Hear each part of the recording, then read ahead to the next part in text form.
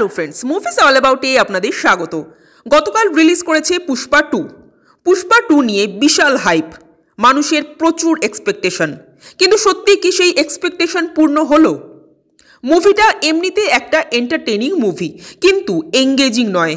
পুষ্পা 1-এ দেখা গিয়েছিল যে বুদ্ধি বলে পুষ্পা নিজের পায়ের তলার জমি শক্ত করেছেন, অথচ এই পর্বে পুষ্পার বুদ্ধি ও শক্তি বাড়তে বাড়তে এমন জায়গায় চলে গেছে যে মনে হচ্ছে ওপর থেকে ভগবান নেমে আসলে বোধহয় পুষ্পা তাকেও হারিয়ে দেবে। এরকম ধরনের মাস মশালা ধরনের মুভিতে একজন খুব স্ট্রং অ্যান্টাগনিস্ট থাকে, যে কিনা ছবির নায়ককে সবসময় কোনো না কোনো চ্যালেঞ্জের মুখোমুখি দাঁড় করায়। ফলে নায়কের জীবনে আপস অ্যান্ড ডাউনস আসতেই থাকে। হ্যাঁ, সিনেমায় লাস্ট জয়ের হাসিটা সবসময় নায়কই হাসেন, কিন্তু তার আগে থ্রু আউট মুভিতে নায়ক কখনো মুখ থুবড়ে পড়ে যান, কখনো আবার উঠে দাঁড়ান। কখনো তার জীবনে অশান্তি আসে, কখনো আবার তিনি ভিলেনের জীবন অশান্ত করে ছাড়েন। এরকমই কিন্তু হয়, এটাই কিন্তু বেসিক নিয়ম মশালা মুভির। অথচ সুকুমার সেই রুল ফলো করেননি, উনি নিজস্ব রুল বানিয়েছেন এবং তাতে পুষ্পাকে ভগবান তুল্য করে ফেলেছেন। পুষ্পার বিরুদ্ধে কেউ দাঁড়াতে পারছে না, কেউ পুষ্পাকে কোনো রকম চ্যালেঞ্জ করতেই পারছে না। যদিও বা করে, পুষ্পা সেটাকে তুড়ি মেরে উড়িয়ে দিচ্ছে।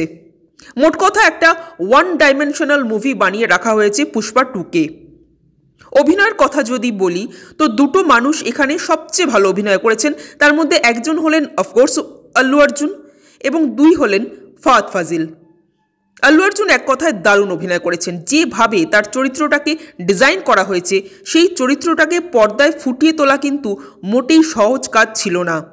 ওভাবে ঘাটটাকে বেঁকিয়ে হাঁটা, মুখে পান নিয়ে কথা বলা এবং এই স্টাইলটাকে মেনটেন করেও ডান্স সিন, অ্যাকশন সিনগুলো করে যাওয়া, ইটস নট ভেরি ইজি।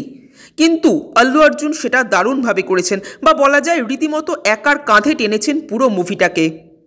এবার যদি আসি ফাহাদ ফাজিলের কথায়, তো তিনিও কিন্তু এই মুভিতে খুব ভালো একটা পারফরমেন্স দিয়েছেন, যদিও তার চরিত্রটা ভীষণ ছাড়া ছাড়া।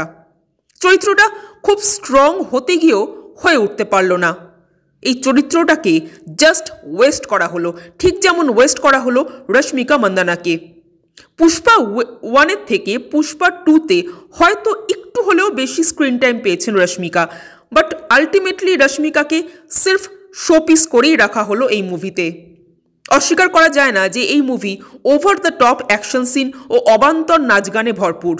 বিশেষ করে কিসিক ও ফিলিংস, এই গান দুটোর কোনো প্রয়োজনই ছিল না এই মুভিতে। ওভারঅল এই মুভি অত্যন্ত লাউড একটি মুভি। পুষ্পা হিট হওয়ার পর সুকুমার হয়তো ভেবেছিলেন যে পুষ্পা 2-এর নামে দর্শককে যাই সার্ভ করব দর্শক তাই গ্রহণ করবেন, বাট আলটিমেটলি সেটা হলো না। যাই হোক, দর্শক হিসেবে এই মুভি আমার খুবই অ্যাভারেজ লাগলো।